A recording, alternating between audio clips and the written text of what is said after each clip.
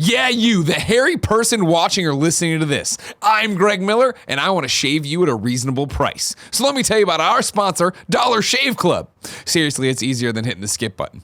Tim uses Dollar Shave Club, and Gia loves it, especially when he uses the razor with that Dr. Carver's shave butter. Dollar Shave Club makes products for your face, your hair, your skin, your shower, everything you need, and it's all their own original stuff. They only use the finest premium ingredients, and they deliver it to your door just like they do their razors. That means no more annoying trips to the store, cruising up and down the aisles, looking at shelf upon shelf, saying, what the hell do I do with this?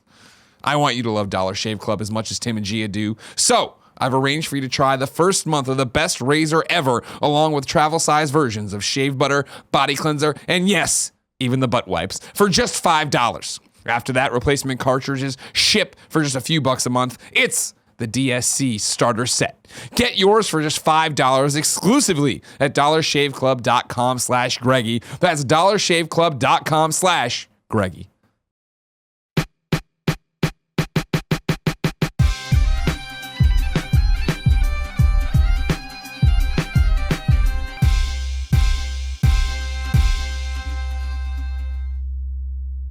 My topic. Yo.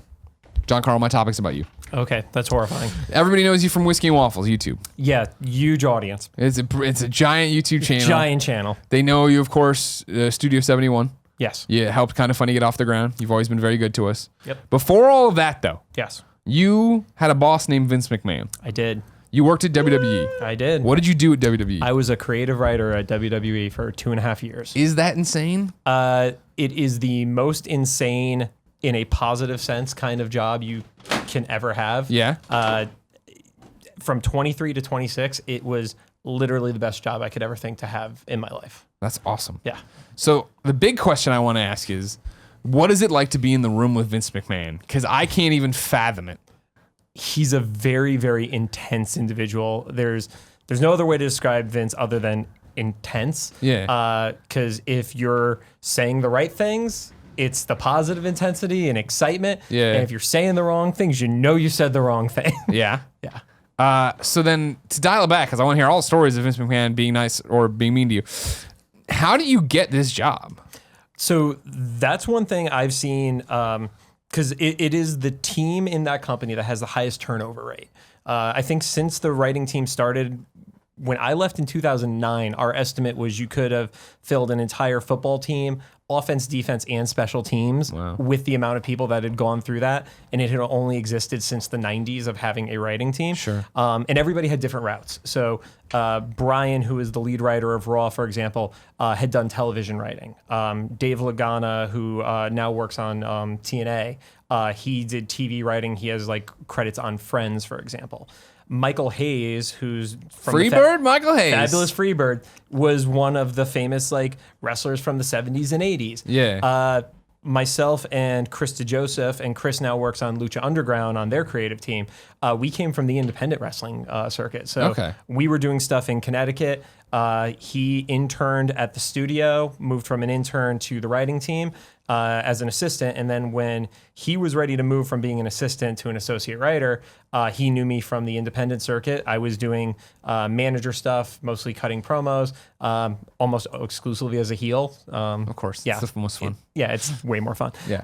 And for him to move up, no other assistants were surviving like past the 2 to 3 week point. Great. He's like, well, at least you understand how the locker room works in wrestling, so hopefully the guys aren't going to hate you. Yeah. And he got me my interview, and I interviewed on a Thursday.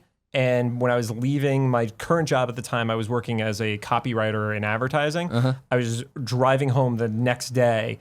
On the highway, they called me and offered me the job, and they're like, "If you need a weekend to think about," I'm like, "No, I'm taking this job." Yeah, 100% took it. What is right? Like, what does that even mean? Because the writing team, you're saying it didn't start until the 90s. So before there wasn't a writer, and now there is? So the old days of wrestling, everybody was a booker. And that was when wrestling was divided up into territories. So Vince McMahon's father held New York. You had the Von Erichs had Texas. And there were all these different families that ran different organizations. When it started to get focused on TV, they needed more perspective than just the traditional, this is coming from the world of wrestling. And that's where, producers started becoming involved. That's where Kevin Dunn, who's been with WWE for years, started getting involved in creative. Jim Ross was involved in the creative in the 90s during the Attitude Era and everything like that. At the same time, Eric Bischoff was involved in the creative over at WCW. So they started building teams around them that it wasn't just what is going to be the result of the match, it's everything else on those shows. Because if you look at the early wrestling shows, there wasn't a lot happening behind the scenes or anything like that. It was mostly just what the commentators were bringing to the table. To bring Tim into it, right? Of like a booker would be like, all right, cool. We have this guy coming through town. We're going to book him to fight this guy. This guy's going to win by hook or crook this way, and that's that. And the storyline is played out in front of the live audience. If you're on television, the commentator saying something, but it wasn't thought out of like what the ramification on that would be on the next week's programming or something like that. And even when it was, like, look at the Andy Kaufman, Jerry Lawler stuff that happened in Memphis. Almost all of that, with the exception of the pre-tapes that Andy would do, almost all of that was done in front of the live audience. Like, Andy was sending in tapes and everything like that, and those would get added onto it. And I think that was part of what built it to what's happening behind the scene, not just what is happening in front of the audience. And now, if you look at current WWE, Lucha Underground TV and everything like that, you're looking at like a 50-50 split, because it's not just the match, it's everything surrounding it, including people coming to the arena and people leaving the arena, or, you know, in between shows. That's all now a part of this storyline and zeitgeist. So when you get hired there, what year are we talking? 2006. I distinctly remember it was 3 days after the Great American Bash, which had the Punjabi prison match with the Great Khali, which at the time was considered one of the worst wrestling matches ever. Yeah, I remember that. It was very distinctly. So where it was like, this is extremely racist. Everything about it. I came the storyline. Wow. I came in. What was it called again? The Punjabi what? Punjabi prison. Because the Great Khali is a 7'2" Indian gentleman, and speaks Punjabi, and they decided that was better than a cage match. It was hardest match to see what was going on in the ring, because there were 3 layers of bamboo cage, basically. Why would they do that? Didn't they just do that again? They did. He interfered in the match. Yeah, wrestling. I love it. Yep. So when you come on, then what's your first like thing you do? How does that? I mean, are you just thrown into it of like, all right, you got these 2 guys, make a story? No, I mean, I came in as an assistant, which fell into kind of a more traditional like Hollywood writers' room style assistant, where you're going in, you're getting coffee orders, you're taking notes, you're running copies of promos to people, and just getting comfortable backstage. Because if you go in there and you say, okay, cool, I want to pitch what's going to be on the next WrestleMania, nobody's taking you seriously yet. You haven't earned your stripes. Gotcha. And that was like a little bit of a learning curve for me, because I don't want to say I came in with an ego, but I think I came in a little stronger than I should have, where because I did have, you know, at that point 7 years experience in independent wrestling, I think I just came in as like, oh, I know wrestling. I'm a veteran. And I knew independent wrestling. I did not know TV production, pay-per-view wrestling under the rules of that company. And so it took me a little bit to get past there. Once you get past that time frame, you had the opportunities to speak up in meetings and things like that. And as long as you were very thoughtful about what you said, you got more opportunities to speak. It wasn't just a matter of saying everything that came to mind, throwing it at the wall, and hoping some of it stuck. Like at the beginning especially, you had to make sure that when you did get those opportunities, you were very careful about what you were saying. Interesting. And you always had to be able to back it up. That was the thing, is there is kind of there's no such thing as the wrong answer. There's only a wrong answer if you just give one and then they ask, why should we do this? And you can't explain why. That's your wrong answer. Okay. Yeah. So when you're on the low man on the totem pole there, are they like just shitting on you all? Are you thinking about quitting at any point, or somebody super mean to you? I never thought about quitting. Okay, that was something that never crossed my mind. Yeah. You definitely get a little bit of a hard time. Yeah. They haze you, I would assume. Not even hazing. It was just like kind of like, you know, it's a very East Coast mentality is the best way I could put it, because growing up in New York area and stuff like that, everybody busts each other's balls constantly. I mean, it's your relationship with Kevin effectively. Yeah. But yeah, I know, right? He now wants to be called the Death Angel #1 fan. I hate you. Or if you want to score that, just Death Angel #1. DA Why number are one. you turning on me? You weren't on the list. Well, am I on the list now or am I still? Oh no, you're deep on You're that deep. list. Deep on it? I can't turn back. You might Oh. be topping that list. All right. So like, Missed the I think it was my third day was the first time I met Dusty Rhodes. Oh wow. And Dusty was on the SmackDown team at that point. Michael was on the Raw team, and there were a few other guys. And I went up to Dusty, and everything, especially at the beginning, is all about respect. So I went up, I look him in the eye, I say, "Hi, my name is John. It's great to meet you." He goes, "Nice to meet you. I give you 2 weeks." Damn. Yeah. Shots fired. Yep. And JBL, the one, JBL does get a reputation for being a ball breaker backstage. Yeah. He was never mean to me. Who's JBL? John Bradshaw Layfield. Yeah. Okay, thank you. Very Texas. Got it. You probably remember when he's part of the APA. Oh, Yes. that John Babushu. Exactly. Like, Or maybe Labus. the rope match from the Great American Bash where he won the title from Eddie Guerrero, and it was fucking bullshit. Horrible moment. Cool Greg says off moment. camera.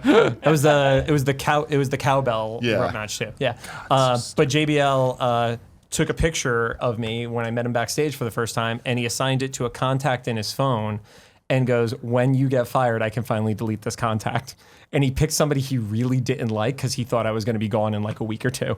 Damn. So when I hit my 1 year mark, he's like, "You've been here for a while now, haven't you?" I was like, "About a year." He goes, "I'm never going to get to delete this fucking picture." Damn. That's fucked up. So yeah, you get a little bit of a hard time, but at the same time, you're coming into one of the most like machismo scenarios ever, and they need to make sure you could take it because the steps that the guys, especially guys like JBL who were wrestling in the 80s and stuff like that, they were driving 10, 12 hours in between cities 5 nights a week. I mean, in their eyes, I was some kid who got hired a year after college, and I got to ride on a freaking private jet with Vince McMahon, and we were literally picked up from the jet in limos and brought to the arena. Like, did I deserve that kind of treatment compared to what they did? No, definitely not. But I had to at least show, if they were going to give me a hard time, that I could roll with the punches on it. Well, I imagine also the schedule was just grueling, and it still probably is, So right? the writings team schedule was always on a Sunday or a Saturday, depending on if there was a pay-per-view. You would fly out the night before.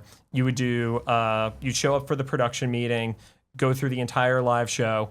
End of the show, you drive to the next city or fly, depending on the distance. And then you would do it again until Tuesday night was done, fly back Wednesday morning. So by comparison to the wrestlers, we had it easy though, because the wrestlers would start sometimes on a Thursday or a Friday and then go until Monday or Tuesday. So, and those guys are doing something so much more physically demanding and doing the travel on top of it. So That's brutal. yeah. Was it hard for you coming in at that time at WWE? Because I feel like that was probably one of the lower points of WWE's history. It was an interesting time to come in because when I came in was the turn that happened to PG.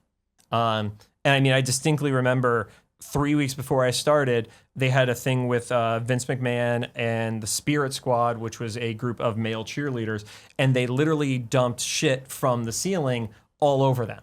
And then I get there 3 weeks later, and it's like, there's no more blood, there's no more bikini matches, there's no more of this, and this. And I'm like, Jesus, cut me off at the knees. I was like, that was everything I loved about the Attitude Era. And like, we're all that same age that the Attitude Era for us was the coolest time in wrestling. Like, there are lots of great memories about, you know, the early WWF days with Hogan and Andre and everything like that. But wrestling became cool when it was Austin, DX, The Rock, the NWO, and everything like that. Yeah. And now that edge got pulled back from us. So creatively, it was challenging, but I think it made you just need to work harder. So.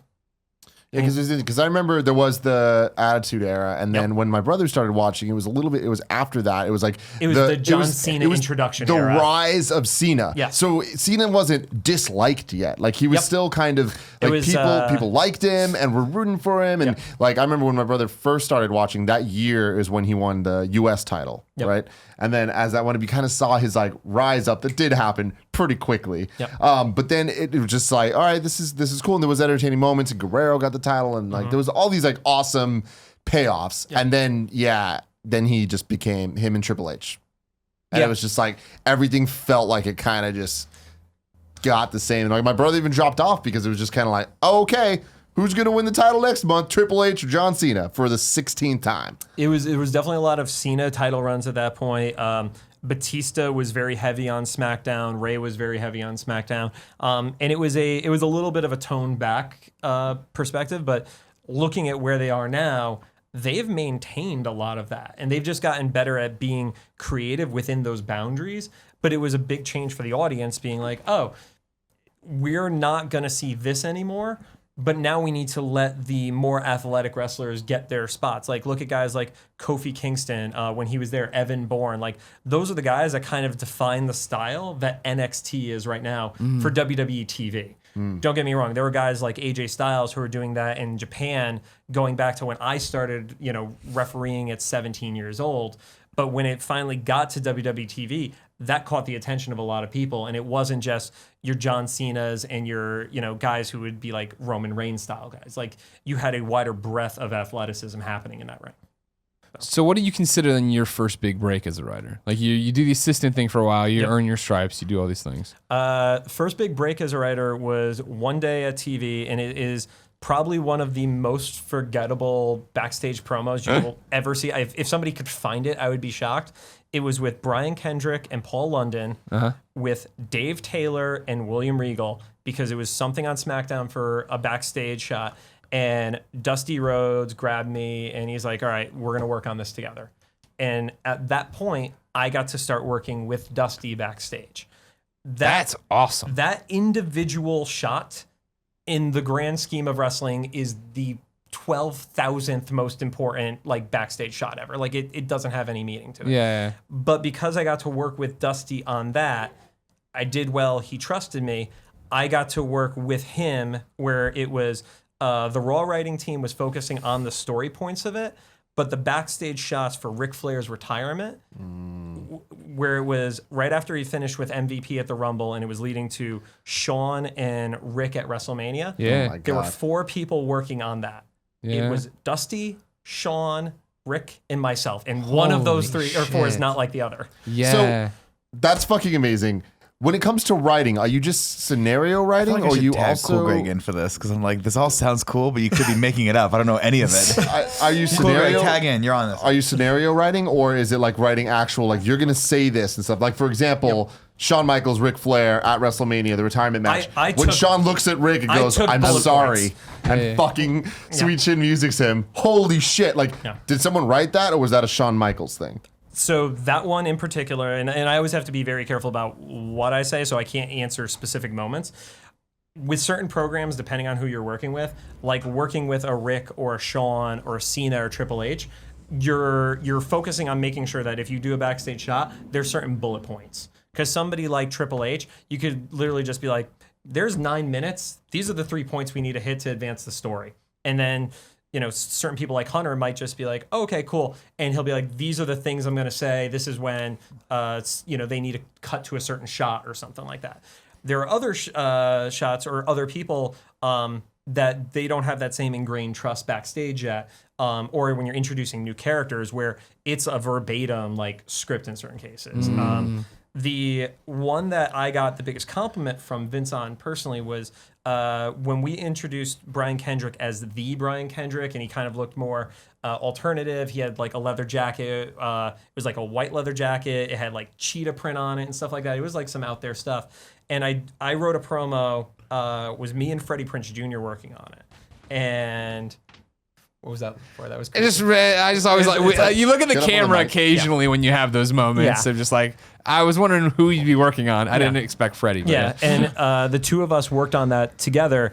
Freddie shot it, and it was based on the poem Tiger Tiger, which is just this really thoughtful, creepy thing.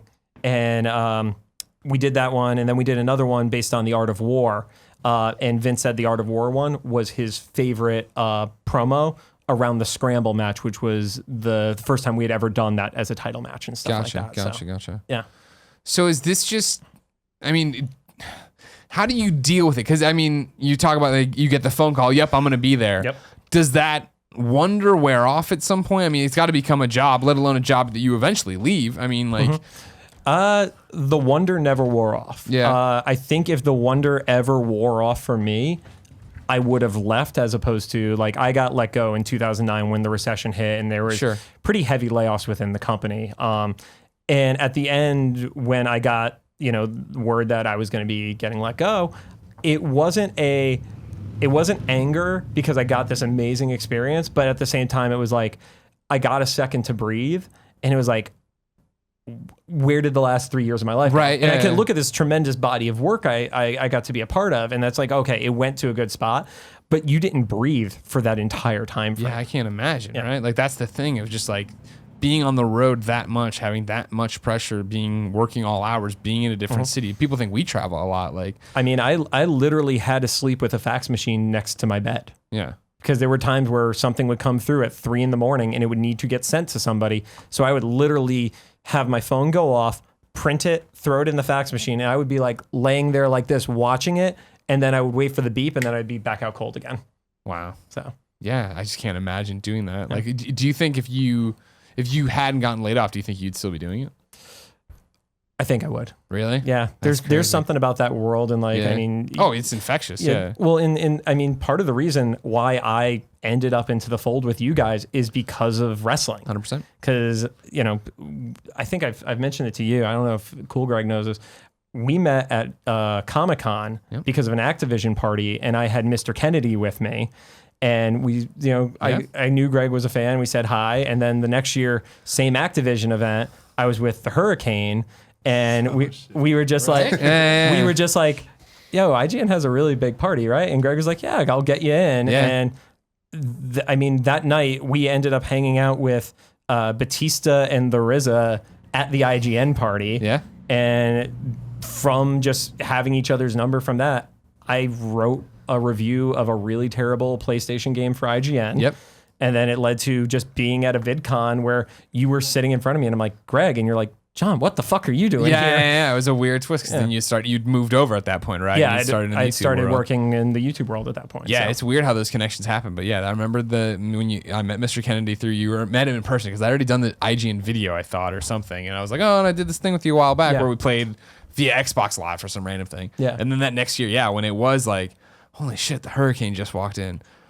He's talking to John Carl. Hold on. Okay, this could be all right. Because it's Chris Jericho, and it was Hurricane is my number 2. You fucking a wrestler who's acting like a superhero, so having a secret identity, cutting cool shit back there. There's a hurricane coming through. So perfect. Love it. Yeah. So I mean, I think I would still be there. It's kind of one of those things where you don't ever walk out unless there's something even more amazing. Like, honestly, the one thing that maybe could have gotten me to go was when, The Rock started his YouTube channel and he needed creative people working on that. Yeah, if I got an offer from The Rock's team to work with him personally, that's the kind of level something would need to be to just walk away from that kind of job.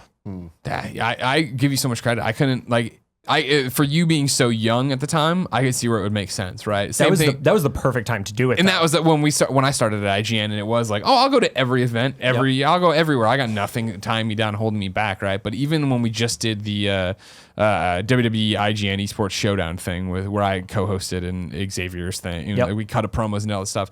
Afterwards, so many kids were like, "Oh, that's awesome!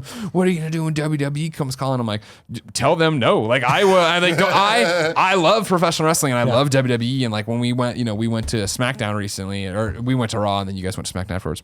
But going there and being back in that arena and having the same smells and same sensory, it's all memories, right? From when when we'd go to the Rosemont Horizon every time WWE came through, and having such a respect for that world, I would never be able to do the whole thing of like, all right, we're on the road 5 days this week, doing all this stuff back to back to back to back, and coming out and going out and doing it again and flipping it over and over again, let alone to be backstage and have like real responsibilities and all this crazy stuff. Yeah, the real responsibilities is the really weird part of all that, because I could look back and think of who were the people that I worked with, and seeing so many of them still there. Like I got to work with the Miz's first week, where his first match was my first week on the road. I got to work with Natty Neidhart. I got to work with the Bella Twins. I got to work with Zack Ryder, and seeing those people still there in all pretty prominent positions, it's an awesome feeling. So yeah, do you go back? Is it still homecoming to you of like running into all these people you know? Yeah, it was funny because some of the YouTube stuff that I'm doing now, I went with Harley and Matthew Santoro to a Raw that was in LA, and they walked us backstage to give intros, and I'd say 70% of the backstage is still the same people that I knew from like the just WWE employee scenario. And I heard, "Hey, how are you?" And then, "John, what the fuck are you doing here?" Those were like the two phrases I heard. And one of the seamstresses who's been with the company for years, somebody must have tipped her off because she came from behind and just like whacked me in the back of the head, which is what she did when I was there, 8 years prior. That's awesome. Yeah. So we talked about your best moment. What was your worst moment? What did you screw up? When you're the one that decided that the Undertaker should lose. No, I was gone before that Mania. So. Good.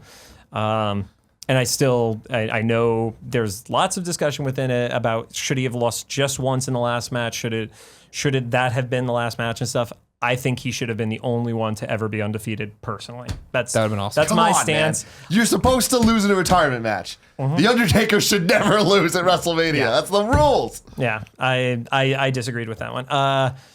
What was so there was a competition going on between Matt Hardy and MVP, where they were tag team partners, but they had the very uncomfortable, like, we're frenemies tag team uneasy alliance. And instead of having just, a breakup match with each other, they started going into competitions like playing basketball against each other, road races, et cetera, et cetera. So we went to Chicago for a pay-per-view, and we decided it was going to be an eating competition.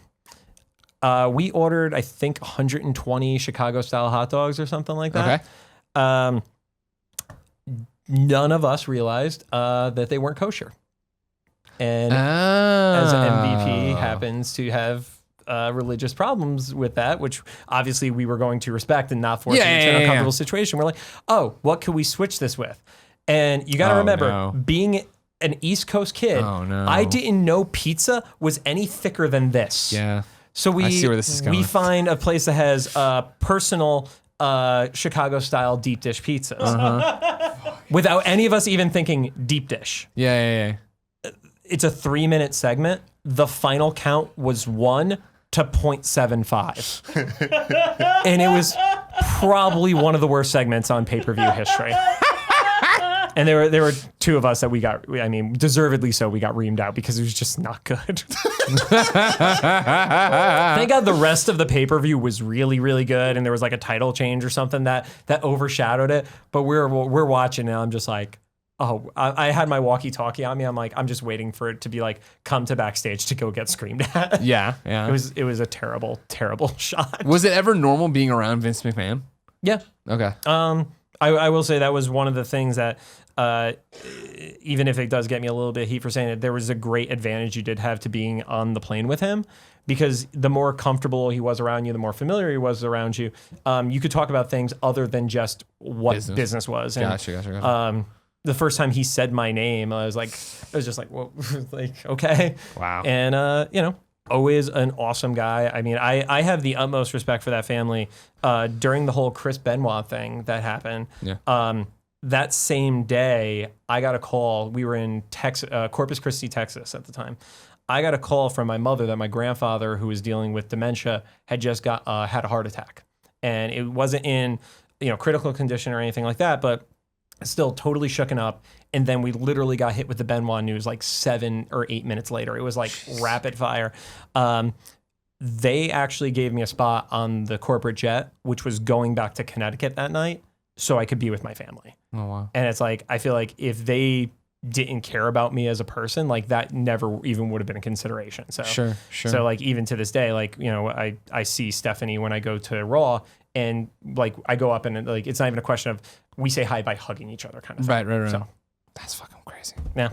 Cool, Greg. You anything you want to know about Backstage? I kind of want to know, like, So I've read books, right? Yep. And they said that there's been 10 minutes where they had to figure it out and tell everybody the new storyline with the switch before they're going live. So with you, like, what was the closest call? Like, has it been like minutes until we're live and we have to find the wrestlers and find all these different people and make sure everyone knows what's going on? The great Khali is amazing at hiding, despite the fact that he's 7'2". And there were times where he was, I guess, just not paying attention. And we were scrambling to get him to Gorilla to go out for the entrance, and we didn't find him. And there was 30 seconds before he was going to get called, and he would just show up. And of course, if we didn't get him there in time, we would have been the ones who would have been Sure. And he would just always show up in time. There were a few times where somebody would get injured during a show, and that would just totally mess it up. When Joey Mercury got hit with a ladder to the face, they had it was a 4-team ladder match. I remember this. And they did a seesaw spot where one ladder was hanging on the edge. Jeff Hardy landed on the other side and it kicked it up. And Joey Mercury and Johnny Nitro both got hit in the face. Joey didn't get his hand up in time. And I've never seen so much blood in my entire life. Jesus. And I was on the SmackDown team at that point and everything like that. And it was just okay, 1, let's make sure Joey's good. 2, what is going on with our tag team division? That's as soon as we knew Joey was okay, that was the next thought. Yeah. Are you all backstage in Gorilla? And then it's Gorilla position right behind, obviously, before you come out to the stage. Is everyone back there watching the entire time? What during a show? What are you doing? If there are live shots, well, at the time, and I don't know if it's changed with the current setup, but the writer who was associated to that segment would be with their live shot. If you were pre-taping something that was going to go later in the show, you'd be with your pre-tape. But I mean, for especially the younger writers and stuff like that, you needed to know what was going on. So whether it was watching it with the other wrestlers backstage on one of the screens or in catering, you were paying attention to what was going on the show. You could tell somebody wasn't going to make it if they were sitting there and talking to people, but not ever having an eye on the screen. Because, I mean, I would always, usually, because I wasn't doing the main event stuff at the time, especially early on, during the last 2 or 3 segments of the show, I would usually sneak out into the arena and just be standing there and watching the audience. And See what they pop for. Yeah, see what they cared about. Yeah. Cool, Greg. Anything else? I think that's it. Okay. Well, that's fascinating. Thank you. Thank you, John. Yeah. Congratulations. Yeah. For having survived it. Yeah, I couldn't imagine. Now, before we go to the next topic, I have one question for Nick. Yeah. Nick. Yes. Joey Mercury or Johnny Nitro? Oh, fucking no question about that, sir. Johnny Nitro, hands down. Yeah? Yeah. Okay. And here's why. Joey Mercury, a lot of people don't know this, just a straight up rip off of Freddie Mercury. Yeah. And I don't like that, right? A lot of people also know they are, in fact, distant cousins of the New Jersey Mercurys, which is crazy to think, right? I've heard it Especially both given ways. that Freddie Mercury not from this country, which is wild. It's just occurring to me now that maybe it's misinformation. Who knows? But you know me, fake news. Yeah. All right, I got a test for Nick then. Yeah. So I'm going to tell you something. You tell me if you think it's true or false. Well, I like this game. So Johnny Nitro False. Okay, go ahead. No, give it to me. becomes John Morrison, talks about the Palace of Wisdom, Okay. now wrestles for Lucha Underground as Johnny Mundo. This has to be true. This has to be so true. And this is the thing. It's the same thing with me in comics, where it's so difficult to jump into this because there's such a long history, and you guys talk your own language. And I'm not disparaging you guys at all. I think it's fucking awesome that you guys all have this passion. But going back to the early '80s and talking about these things, when I think I was probably the only one born at this table during that time, but you guys have clearly gone back and watched these old matches, and it's cool, but it's daunting. It's mythology, Yeah. right? No, Even it if is, you, yeah. I remember being so fucking stoked for WrestleMania 2000 because if you remember, it was going to be 12 hours of programming running you through every moment. And it's some of the shit I'd only read about or heard Mick Foley mention on his 3 fucking Faces of Foley VHS. we didn't have anything other than VHS tapes at that point. Yeah. So it was I get to rewatch WrestleMania 2 right now. That's amazing. Yeah. But that actually kind of segued right into I was going to say, this is your topic. Thanks for watching the GameOverGreggy Show, everybody. Click up here to subscribe. Click down here to go to Patreon. Click over to here to see a video where I don't have a hoarse voice. And click down here to see a horse.